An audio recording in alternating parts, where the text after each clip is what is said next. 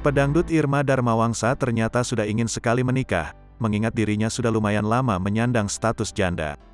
Gue sih maunya secepatnya, gue kan janda udah 2 periode pergantian presiden, udah lama banget.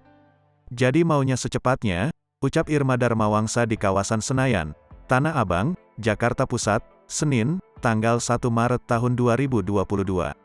Akan tetapi saat ini sang kekasih, Irfan Sebastian, masih merasakan sedikit drop karena permintaan uang 5 miliar yang merupakan syarat untuk menikahinya dari sang ibu. Menurutnya, tak elok jika dirinya yang harus membiayai pernikahan sebagai wanita, sehingga dia meminta kepada Irfan agar mau bekerja, sehingga bisa memenuhi permintaan ibunya itu. Kalau masalah kawin masa gue yang biayain, kan cowoknya. Gara-gara nyokap gue minta mahar 5 miliar dia agak-agak ngedrop kan, makanya gue suruh, ya sudah lo kerja, haha, ujar Irma. Akan tetapi, Irma Darmawangsa menilai jika permintaan sang ibu itu hanya sebagai tes untuk melihat keseriusan Irfan yang mau menikahi dirinya.